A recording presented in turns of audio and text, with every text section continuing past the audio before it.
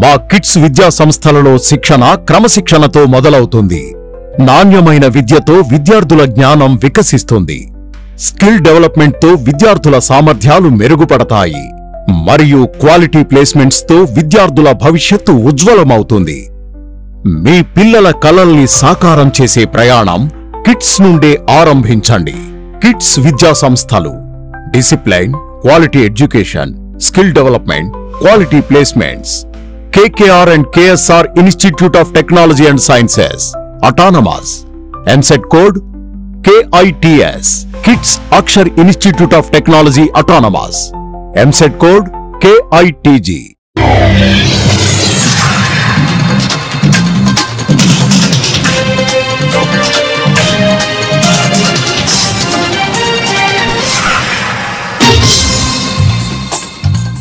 City news తెలుగుకి స్వాగతం. ఈనాటి వార్తా విశేషాలు. జేఈఈ అడ్వాన్స్డ్ ఫలితాల్లో భాషం విద్యార్థులు విజయకేతనం ఎగురవేశారు. ఓపెన్ కేటగిరీలో ఆల్ ఇండియా స్థాయిలో వెంకట సాయి చక్రి 33వ ర్యాంకు సాధించాడు. అదేవిధంగా 104, 108, 146, 151, 152 ర్యాంకులతో పాటు అనేక ర్యాంకులను కైవసం చేసుకున్నారు. ఉత్తమ ర్యాంకులను సాధించిన విద్యార్థుల్ని భాషం విద్యా సంస్థల అధినేత భాషం రామకృష్ణ అభినందించారు. విద్యార్థులు ఉపాధ్యాయుల సమిష్టి కృషితోనే ఉత్తమ ఫలితాలు సాధించడం జరిగిందని చెప్పారు. అలాగనే ప్రత్యేక ప్రణాళికలతో నిరంతరం ఇలాంటి ఫలితాలు సాధిస్తామని ఆయన వెల్లడించారు. భాష్యం స్కూల్ యాజమాన్యం చూపిన ప్రత్యేక శ్రద్ధ ద్వారానే మంచి ర్యాంకులు సాధించామని విద్యార్థులు తెలిపారు.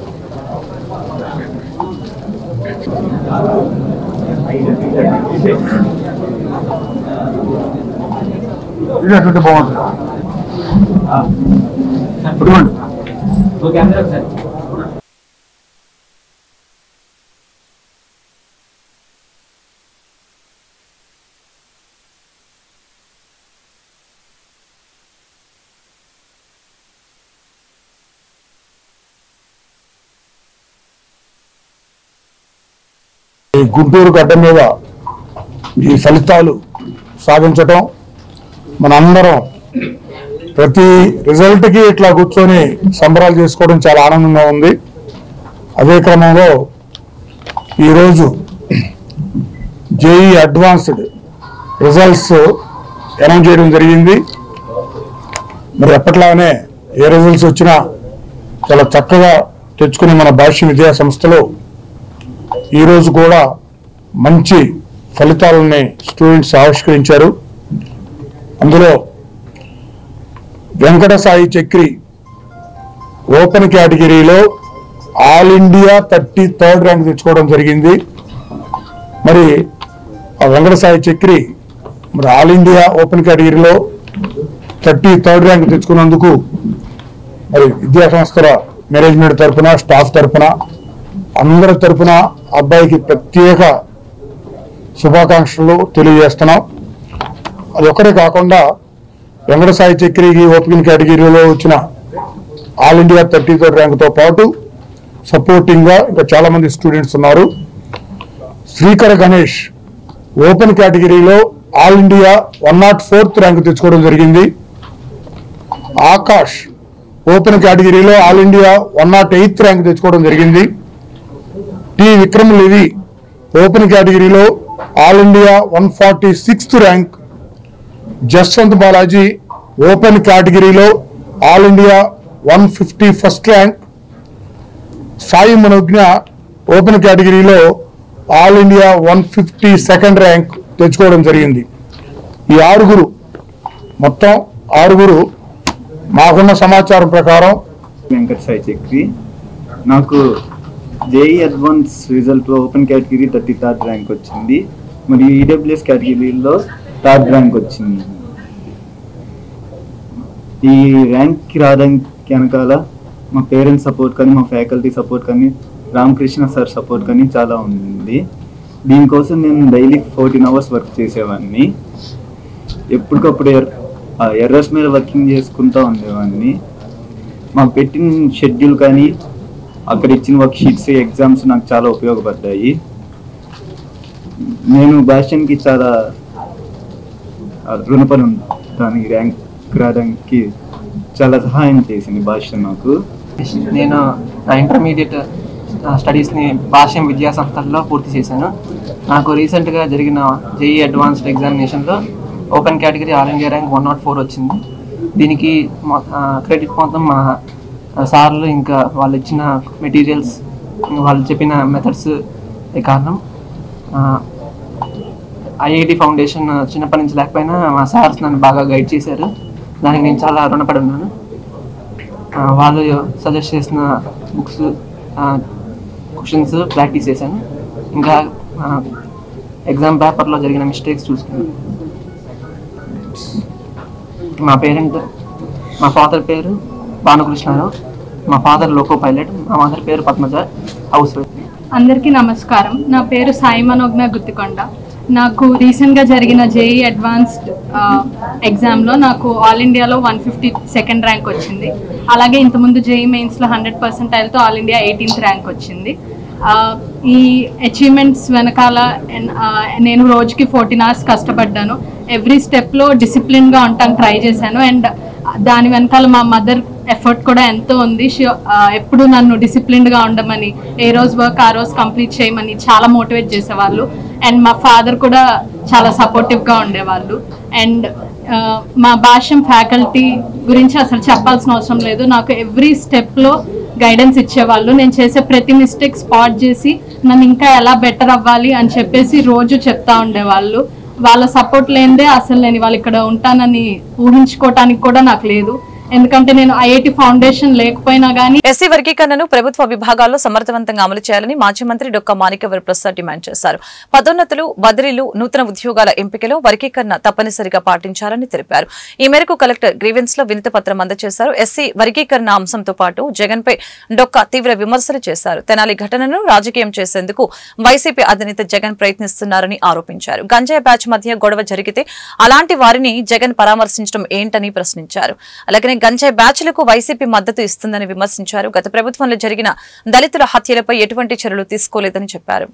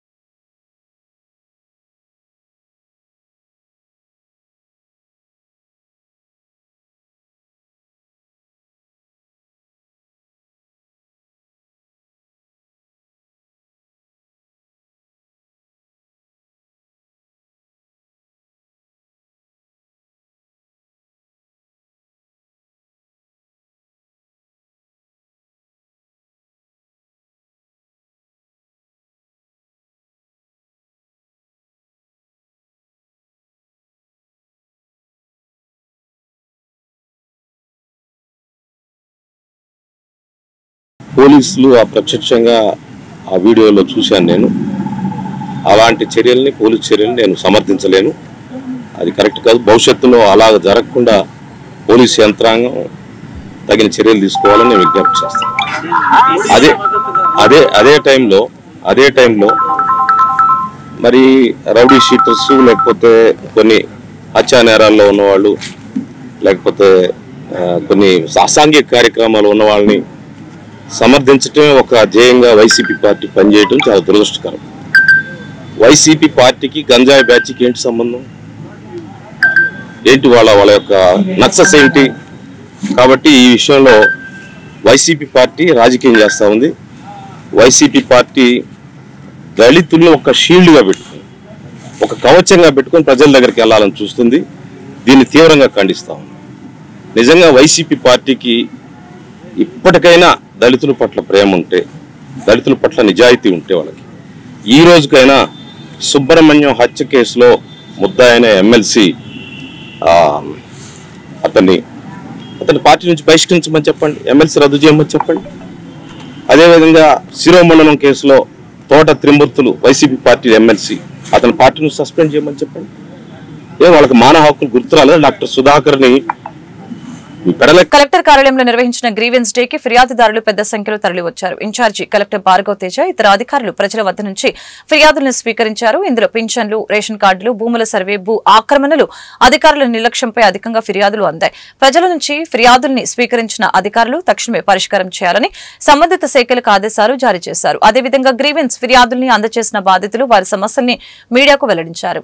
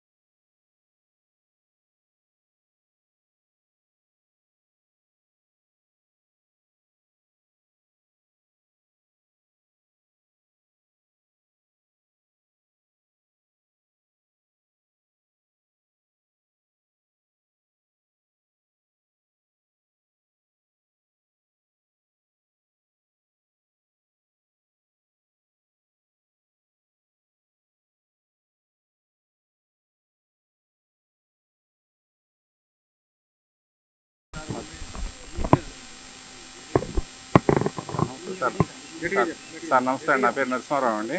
అది గుంటూరు జిల్లా మంగళగిరి మండలం ఆత్మకూరు గ్రామం అండి. ఆత్మకూరు గ్రామంలో సర్వే నెంబర్ 361లో 3 సెంటు స్థలం కొనుగోలు చేస్తున్నానండి.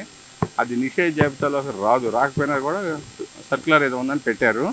పెట్టిన తర్వాత ఇక ప్రజా సంస్థ పరిష్కార వేదికలో అర్జీ పెట్టుకుంటే సార్ గారు జిల్లా కలెక్టర్ గారు ఎంఆర్ఓ గారు పంపించి ఎంక్వైరీ చేయమన్నారు. ఎంఆర్ఓ గారు ఇది నిషేధ జాబితాలు రాదనేసి మీకు పై అధికారులు పంపిస్తాం నా దగ్గర ఎండార్స్మెంట్ తీసుకొని ఎండార్స్మెంట్ ఇచ్చారు. అది తీసుకుని వచ్చి మళ్ళీ ఇక్కడ అప్లై చేస్తే మళ్ళీ సబ్ కలెక్టర్ గారు పంపించారు. సబ్ కలెక్టర్ గారు కూడా నిషేధ జాబితాలో రాదనేసి మళ్ళీ ఎండార్స్మెంట్ ఇచ్చారు. అది తీసుకొచ్చి మళ్ళీ ఇక్కడ ఇచ్చాను. ఇస్తే మళ్ళీ ఎంఆర్ఓ గారు పంపించేస్తారు. ఇది జరుగుతుంది. డిస్ట్రిక్ట్ రిజిస్టర్ గారి దగ్గరికి వెళ్తే మేము చేయగలిగింది ఏం లేదు. ఎంఆర్ఓ దగ్గర కలెక్టర్ గారి దగ్గర నుంచి ఆబ్జెక్షన్ తీసుకొని అంటారు సార్. దయచేసి నా ఆయన దయవించి ఈరోజు పోయిన గత 3 నెలలుగా తిరుగుతూనే ఉన్నాం గ్రీవెన్స్లలోకి.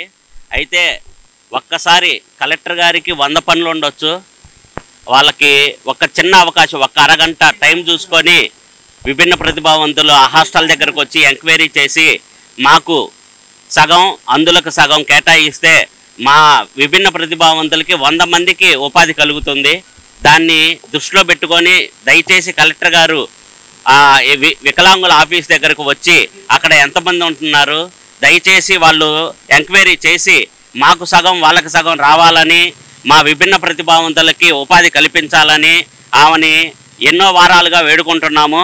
దయచేసి ఇప్పుడైనా సరే మాకు ఉపాధి కల్పించడానికి వాళ్ళు ఒక అరగంట టైం చూసుకొని హాస్టల్కి వచ్చి ఎంక్వైరీ చేయవలసిందిగా కోరుతున్నాము.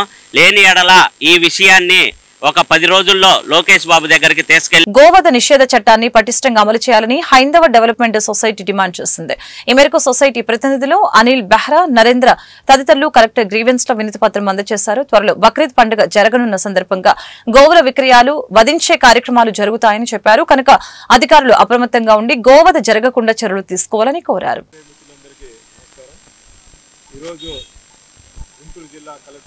గ్రీవెన్స్ సెల్ కి జాయింట్ కలెక్టర్ భద్రత గారికి ఒక వినతి పత్రం ఇవ్వడం జరిగింది. ఏదైతే బక్రీద్ సందర్భంగా గోవుల్ని, ఆ మాట మేము అనకూడదు, గోవుల్ని ఇబ్బంది పెడుతుంటారు కాబట్టి అట్లాంటి కార్యక్రమం జరగకుండా ఉండాలని చెప్పి ఈరోజు మేము హరిరాయల్ వారు, అనిల్ బెహ్రా గారు, దాని హిందూ చైతన్య పోరాట సమితి వారందరూ కూడా మేము వినతి పత్రం ఇచ్చాము. దానికి జాయింట్ కలెక్టర్ గారు సానుకూలంగా స్పందించి ఈరోజు సాయంత్రం 4 గంటలకు జరిగే పీస్ కమిటీకి అందరినీ హిందూ వాదులతో పాటు ముస్లిం వాళ్ళను కూడా పిలిచి గోహత్య జరగకుండా చేస్తామని చెప్పారు. ఈ సందర్భంగా మేము చెప్పింది జాయింట్ కలెక్టర్ గారికి, ప్రతి సంవత్సరం కూడా పీస్ కమిటీ మీటింగ్ జరుగుతుంది. కాకపోతే దాంట్లో ఎవరిని పిలుస్తున్నారు, మత పెద్దలను పిలుస్తున్నారా, హిందూ చైతన్య వేదికలను పిలుస్తున్నారా, హిందూ పెద్దలను పిలుస్తున్నారో కూడా ఆ యొక్క సమావేశం మొదలు పెట్టేటప్పుడే అందరికీ తెలియజేయాలని కోరుకున్నాం. ఎందుకంటే ఆ యొక్క సమావేశం తూతు మంత్రంగా నిర్వహిస్తున్నారు. అటు ముస్లిం పెద్దలు కానీ, లేదా గోహత్యకి కారణమైన వ్యక్తులు కానీ, లేదా ఈ యొక్క కబేలాల వాళ్ళను కానీ పిలవట్లేదనేది మా యొక్క వాదన. ఎందుకంటే మాకు హిందూ చైతన్య, హిందూ వేదికలు అనేక వేదికలు ఉన్నా కూడా ఎవరికి కూడా ఇప్పుడు సమయం దాదాపు 11 అవర్స్ ఇప్పుడు దాకా కూడా ఎవరికి కూడా ఆ సమావేశం వివరాలు తెలియలేదు. మరి వీళ్ళు ఎవరిని పిలుస్తున్నారు, ఎవరి ద్వారా ఈ శాంతి చర్చలు నడుపుతున్నారు, ఎవరి ద్వారా ఈ యొక్క గోహత్య జరగకుండా చూస్తున్నారు అనేది మాకు తేటతెల్లం చేయాలని కూడా కోరుకున్నాము. దానే మరి డిప్యూటీ సీఎం పవన్ కళ్యాణ్ గారు కానీ, చంద్రబాబు నాయుడు గారు కానీ, అట్లానే కూటమిలో ఉన్న నాయకులందరికీ కూడా మరి ఎన్నికల వాగ్దానంలో భాగంగా ఈ గో హత్యను ఆపుతామని, ఈ యొక్క గోవుని గోమాతగా కూడా అందరికి తీసుకొస్తామని చెప్పారు. అదే సందర్భంగా పోయిన సంవత్సరం నజీర్ గారు కూడా ఒక కమిటీని ఏర్పాటు చేసి ఎక్కడైతే ఈ గోచలో లేకపోతే ఈ పొన్ను రోడ్లు కానీ ఇంకో చోట ఎక్కడైతే జరుగుతున్నాయో వాటిని ముందు రోజే విజిట్ చేసి పోలీసు అందరికీ కూడా చెప్పి అప్రమత్తం చేసి అట్లా జరగకుండా చూస్తామని కూడా వాగ్దానం చేశారు. అలానే ఈ సంవత్సరం కూడా నజీర్ గారు మరి ఎమ్మెల్యే గారు ఆ యొక్క సమావేశం తీసుకోవాలని కూడా కోరుకుంటున్నాము.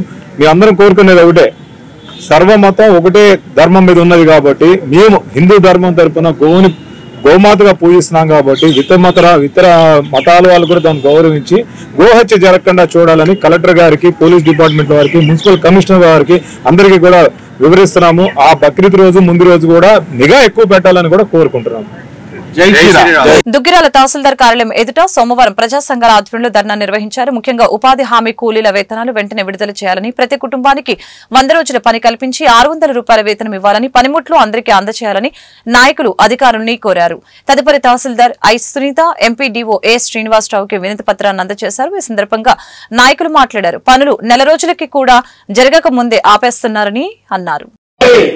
విడుదల చేయాలి, ఉపాధి హామీ బకాయిలను అన్నదాత సుఖీవా 20,000 ప్రతి కౌలు రైతుకి, అన్నదాత సుఖీవా 20,000 ప్రతి కౌలు రైతుకి, అన్నదాత రైతుకి తొలగించాలి. భూ యజమాని సంతకాలు భూ యజమాని సంతకం తొలగించి కౌలు రైతుకు ఇవ్వాలి. ప్రతి కౌలు రైతుకి అన్నదాత సుఖీవా ఉపాధి హామీ బకాయిలను విడుదల చేయాలి. ఉపాధి హామీ ప్రభుత్వం హామీ ఇచ్చినట్టు అందరికీ ఇళ్ల స్థలాలు ఇవ్వాలి. ప్రభుత్వం హామీ ఇచ్చినట్టు అందరికీ ఇళ్ల స్థలాలు విడుదల చేయాలి. ఉపాధి హామీలను ఇవ్వాలి. ప్రతి కౌలు రైతుకి 20,000 రూపాయలు ఇవ్వాలి. కులాల అందరూ ఇస్తారని ఎన్నికల ముందు చెప్పారు.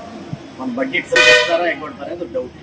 అందుకని కౌలు రైతులకు కూడా ఇవ్వాలి. భూ యజమాని సంతకం ఉంటే కార్డులు రావట్లేదు. భూమితో సంబంధం లేకుండా ప్రతి పంటని ఈ క్రాప్ చేయమని, అంటే కొన్ని చోట్ల గ్రామాల్లో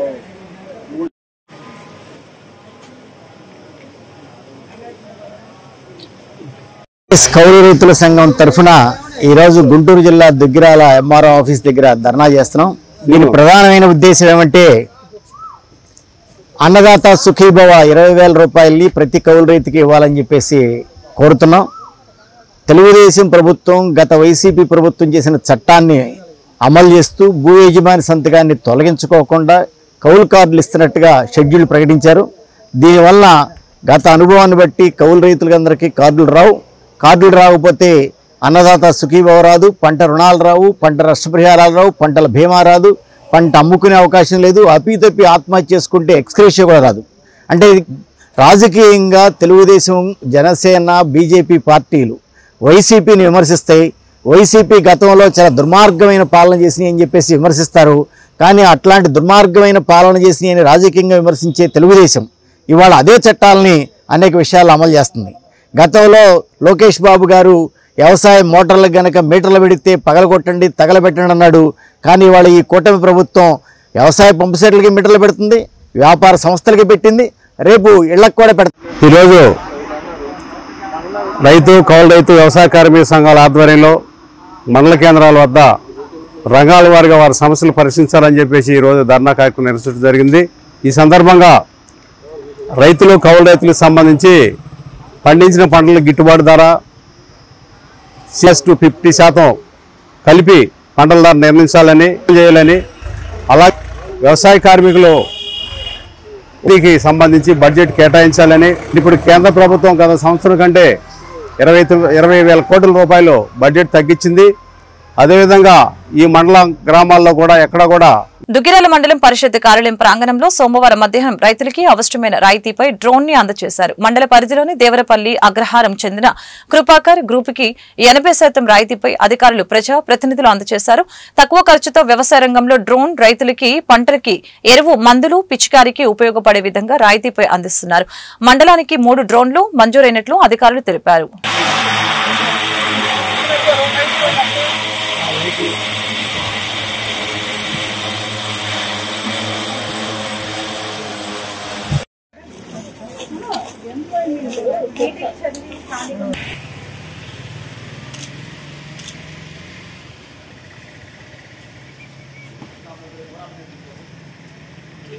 నమస్కారం అండి, నేను దుగ్గిరాల వ్యవసాయ అధికారి శిరీష. దుగ్గిరాల మండలంలో డిపి అగ్రహారంకి చెందినటువంటి కృపా కిసాన్ సిహెచ్సి గ్రూప్ వాళ్ళకి మనం ఈ డ్రోన్ ని 80% సబ్సిడీపై ఈరోజు అందించడం జరిగింది. దుగ్గిరాల మండలంలో చూసుకుంటే మనకి 3 రైతులు ఆల్రెడీ శిక్షణ కూడా పొంది ఉన్నారు. వాళ్ళకి ఫేజుల వారీగా మనం ఈ డ్రోన్ ని అందించడం జరుగుతుంది. ఈ డ్రోన్ అనేది ఇప్పుడు ఈ రోజుల్లో వ్యవసాయంలోనే కాదు, మిగతా ఏ రంగాల్లో చూసుకున్నా కానీ డ్రోన్ ద్వారా మనం అత్యాధునికంగా వ్యవసాయాన్ని కూడా అన్ని చేస్తూ ఉన్నాము. ఈ మొక్కజొన్న మనకి ఎక్కువగా పండేటటువంటి మొక్కజొన్న సమయంలో రైతులు కూలీలతోటి ఇబ్బంది పడటము, పిచికారీ చేయాలంటే కూడా కష్టంగా ఉంటుంది. బ్రాంచ్ నుంచి మేము మాట్లాడుతున్నాం సార్.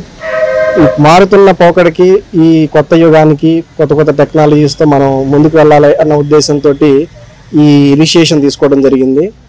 ఈ డ్రోన్స్ ద్వారా వ్యవసాయం చేయడం అనేది ప్రస్తుతానికి చాలా అనుకూలంగా ఉంటుంది రైతులకు. ఉంటే ఇంటర్మీడియట్ చదివి ఉండి సొంత భూమి కలిగి ఉన్న వాళ్ళకి డ్రోన్ పైలట్ శిక్షణ ప్రభుత్వం ఉచితంగా అందిస్తారు. అవకాశం కల్పించిన రైతులకి మన ముఖ్యమంత్రి శ్రీ నారా చంద్రబాబు నాయుడు గారికి ధన్యవాదాలు తెలుపుకుంటున్నారు. ఈరోజు మంగళగిరి నియోజకవర్గం దుగ్గిరాల మండలం మన ఎమ్మె గారు నారా లోకేష్ గారు మినిస్టర్ గారి సహకారంతో వ్యవసాయ శాఖ అధికారులైన శిరీష గారు, ఎంపీడీఓ గారు, ఇంకా ముఖ్యమైన మా మండల పరిషత్ ప్రెసిడెంట్ అయిన జబీనమ్మ గారి సమక్షంలో రైతులకి వాటిలోకి డ్రోన్ పరికరాలని మన సీఎం గారు అందించడం జరిగింది.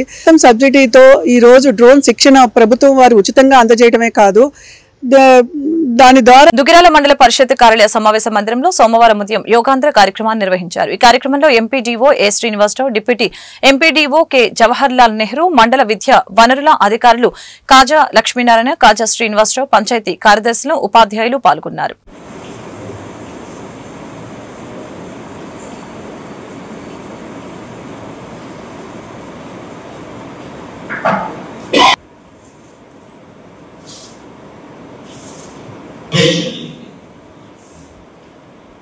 Two sides.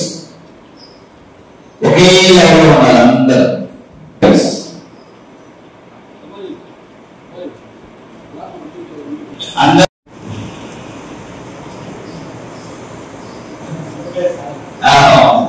కష్టం లేదు చాలా, అది 1 to 18 years only. చెప్పండి.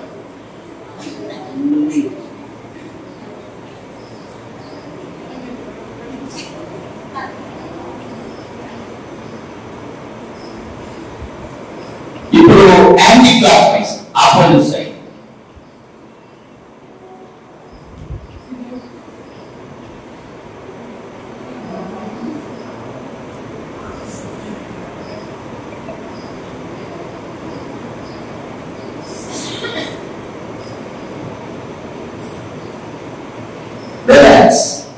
నమస్కారం.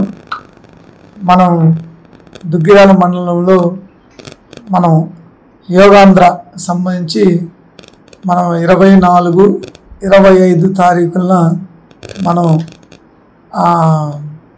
హై స్కూల్ సంబంధించి పీడీ మాస్టర్స్ని అలానే హెల్త్ డిపార్ట్మెంట్ తరఫున ఒక 2 ఏఎన్ఎంలు 2 ఎంఎల్హెచ్పిఎల్ని మన గుంటూరుకి మాస్టర్ ట్రైనర్స్గా యోగా సంబంధించి పంపించడం జరిగింది. ఆ ట్రైనీ మాస్టర్స్ మన యొక్క సచివాలయంలో 9 మందిని మళ్ళీ ఐడెంటిఫై చేసి మళ్ళీ అన్ని సచివాలయాల్లో 4 చేత మాస్టర్ ట్రైనీస్ ద్వారా వీళ్ళందరికీ మనం సచివాలయాల్లో ట్రైనింగ్ చేయడం జరిగింది.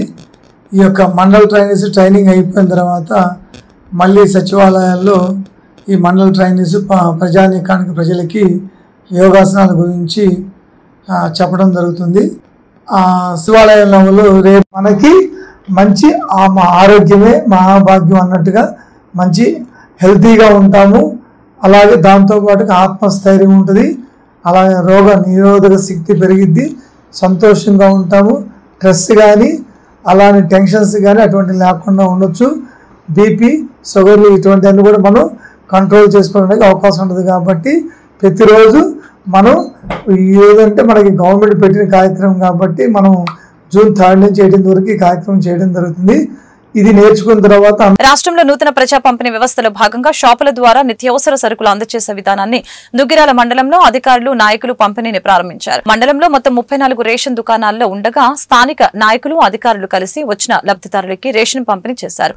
రేవేంద్రపాడు, శృంగారపురంలో తహసీల్దార్ సునీత, ప్రజా ప్రతినిధులు హాజరై వచ్చిన లబ్ధిదారులకి నిత్యావసర సరుకుల్ని పంపిణీ చేశారు.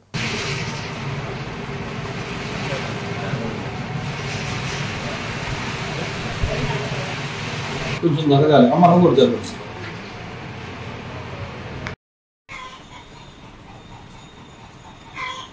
అందరికీ నమస్కారం అండి. ఈరోజు చాలా సాంప్రదాయబద్ధంగా ఈ రేషన్ షాప్ అన్నీ కూడా మళ్ళీ మనము తిరిగి పునఃప్రారంభించుకోవడం జరిగింది. మన రాష్ట్ర ప్రభుత్వం గతంలో ఏదైతే ఎండి ఆపరేటర్ ద్వారా రేషన్ ఇచ్చారో అదంతా కూడా ప్రస్తుతానికి ఆ కార్యక్రమాన్ని స్పష్ట చెప్పి గతంలో లాగానే రేషన్ షాప్ డీలర్ల ద్వారా ఈ ఎసెన్షియల్ కమోడిటీస్ మొత్తం తీసుకోవాలని చెప్పేసి ఆదేశించడం జరిగింది. ప్రతి నెల కూడా 1వ తారీఖు నుండి 15వ తారీఖు వరకు రేషన్ షాపు నందే వీరందరికీ ఎసెన్షియల్ కమోడిటీస్ డిస్ట్రిబ్యూషన్ చేస్తారు డీలర్లు. ప్రతిరోజు ఉదయం 8 గంటల నుండి మధ్యాహ్నం 12 గంటల వరకు అండ్ ఈవినింగ్ 4 గంటల నుండి 8 గంటల వరకు ఈ కమోడిటీస్ డిస్ట్రిబ్యూషన్ జరుగుతూ ఉంది. 1 నుంచి 15 వరకు కూడా తప్పకుండా షాపు ఈ చెప్పిన టైమ్స్లో ఓపెన్ చేసే ఉంటుంది. కార్డు హోల్డర్స్ అందరూ కూడా ఎవరు కూడా మీరు హడావిడి పడాల్సిన అవసరం లేదు. ప్రతి ఒక్క ఈ 60 సంవత్సరాలు పైబడిన వృద్ధులకు ఎవరైతే ఇంకా వాళ్ళు తప్ప ఇంట్లో రేషన్ తెచ్చే వాళ్ళు ఎవరు ఉండరో అలాంటి వాళ్ళు ఇబ్బంది పడకుండా డీలర్లనే 1 నుంచి 5వ తారీఖు లోపు వీళ్ళందరూ కూడా ఎసెన్షియల్ కమోడిటీ తీసుకెళ్లి ఇవ్వాల్సి ఆదేశించున్నారు. సో వృద్ధులు అండ్ 65 సంవత్సరాలు పైబడిన వాళ్ళు, వికలాంగులు ఎవరు కూడా మీరు షాప్కి రావాల్సిన అవసరం లేదు. మీ ఇంట్లో ఇంకా మీరు తప్ప ఇంకా సరుకు తెచ్చే వాళ్ళు ఎవరు లేరు అని ఉన్న పరిస్థితిలో తప్పకుండా ఈ డీలర్స్ మీ దగ్గరికి వచ్చి మీ కమోడిటీస్ అన్ని కూడా ఇస్తారు. ఇదంతా గవర్నమెంట్ ఎంతో చక్కగా ప్రతిష్టాత్మకంగా నిర్ణయించారు. ఈ కార్యక్రమం అందరూ కూడా ఈ అవకాశాన్ని సద్వినియోగం చేయవలసిందిగా కోరుతున్నారు. ఈరోజు ఆంధ్రప్రదేశ్ ప్రభుత్వం రేషన్ షాపుల ద్వారా రేషన్ పంపిణీ కార్యక్రమాన్ని ప్రారంభించుకోవడం జరిగింది. గత పాలక నిర్లక్ష్య వైఖరి వల్ల రేషన్ బియ్యం పక్కదారి పట్టించడం జరిగింది. ఏదైతే సన్న బియ్యం ఇస్తామని చెప్పి, మద్యపాన నిషేధం అని చెప్పి, ఒకే ఒక్క ఛాన్స్ అని చెప్పి అధికారంలోకి వచ్చినాక చాలా ప్రజలు చాలా ఇబ్బందులు గురి చేశారు. అలాంటి పరిపాలన నుంచి ఈ రోజు ప్రజలు విముక్తి పొంది ప్రజాప్రభుత్వంలో ప్రజలకి అందించాల్సిన సరుకులు కానీ, నిత్యావసర సరుకులు కానీ అందుబాటులోకి తీసుకొచ్చిన కూటమి ప్రభుత్వానికి ప్రజల తరపున ధన్యవాదాలు తెలుపుతూ, ముఖ్యంగా రేషన్ షాపు ద్వారా ఉదయం 8 గంటల నుంచి 12 గంటల వరకు 1వ తారీఖు నుంచి 15వ తారీఖు వరకు అందజేయడం జరుగుతుంది. వృద్ధులు, వికలాంగులు ఎవరైనా ఉన్నట్టయితే ఆ రేషన్ బియ్యం ప్రతి ఇంటికి చేరవేయడం జరుగుతుంది. అదే విధంగా మద్యపాన నిషేధం అని చెప్పి కల్తీ మద్యాన్ని ప్రజలు కూటమి ప్రభుత్వం అధికారంలోకి వచ్చే ఏడాది పూర్తవుతున్నా ఎన్నికల ముందు ఇచ్చిన హామీల్లో ఒకటి కూడా సంపూర్ణంగా అమలు చేయకుండా ప్రజలని వెన్నపోటు పొడిచిందని వైసీపీ మంగళగిరి నియోజకవర్గ ఇన్ఛార్జి దొంతిరెడ్డి వేమారెడ్డి విమర్శించారు. చంద్రబాబు ప్రభుత్వ వైఖరిని నిరసిస్తూ జూన్ 4వ తేదీన రాష్ట్ర వ్యాప్తంగా వెన్నపోటు దినం కార్యక్రమాన్ని నిర్వహించనున్నట్లు ఈ సందర్భంగా తెలియజేశారు.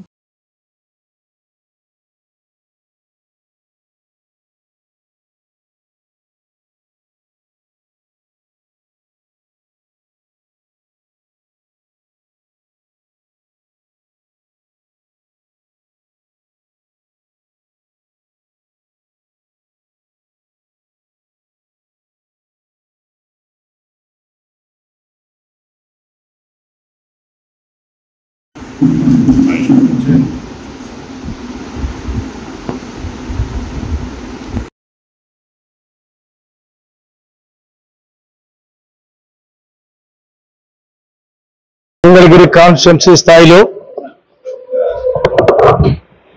4వ తారీఖున జరగబోవు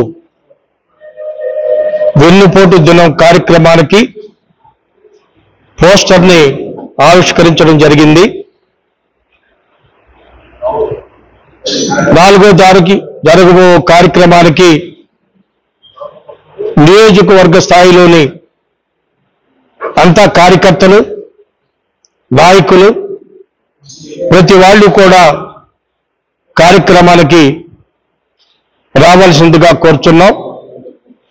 ఎందుకంటే చంద్రబాబు గారు స్వర్గీయ ఎన్టీ రామారావు గారితో పొడిచిన వెన్నుపోటు, అదే విధమైన వెన్నుపోటు ఆయన జీవితాంతం నడుపుతూనే వస్తున్నారు, అబద్ధాలతోనూ మాయ మాటలతోనూ.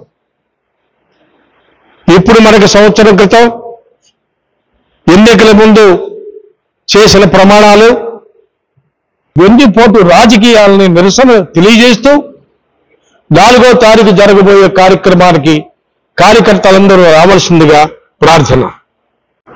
మంగళగిరి నియోజకవర్గం వైఎస్ఆర్ కాంగ్రెస్ పార్టీ కార్యాలయంలో ఈరోజు 4వ తారీఖు అంటే జూన్ 4వ తారీఖు జరగబోయేటటువంటి వెన్నుపోటు కార్యక్రమాన్ని జయప్రదం చేయడం కోసం పోస్టల్ ఆవిష్కరణ కార్యక్రమానికి కార్యకర్తలందరూ కూడా హాజరవటం జరిగింది. ఈనాడు పరిపాలనా విధానాన్ని పురస్కరించుకొని రాష్ట్ర వ్యాప్తంగా ఈ వెన్నుపోటు కార్యక్రమాన్ని పార్టీ ఆదేశాల మేరకు జగన్మోహన్ రెడ్డి గారు తీసుకున్నటువంటి నిర్ణయంలో భాగంగా మనందరం కూడా ఖచ్చితంగా హాజరై మనం రిప్రజెంటేషన్ ఇచ్చి పేద బలహీన వర్గాల ప్రజలకి న్యాయం జరిగే విధంగా, అంటే ఆయన ఇచ్చినటువంటి హామీలు ఏది అమలు చేయట్లేదు కాబట్టి చంద్రబాబు నాయుడు గారు ఆ అమలు చేసే విధానాన్ని అమలు చేయాలి అనే ఆలోచనతో మరి పార్టీ తీసుకున్నటువంటి నిర్ణయం ఇది. ఖచ్చితంగా ఈనాడు జరుగుతున్నటువంటి పరిపాలన మనందరం కూడా చూస్తా ఉన్నాం. ఏ ఒక్క ఆ కార్యక్రమాన్ని కూడా అమలు చేయట్లా. పేద బలహీన వర్గాలకి ఇళ్ల ప్లాట్లు ఇవ్వటంలో దగ్గర నుంచి, అట్లానే మరి సంక్షేమ పథకాలు ఇవాళ ఫీజులు కట్టలేని ఈ వార్తలు ఇంతటితో సమాప్తం. మరొక బులెటిన్ మళ్ళీ కలుద్దాం. నమస్కారం.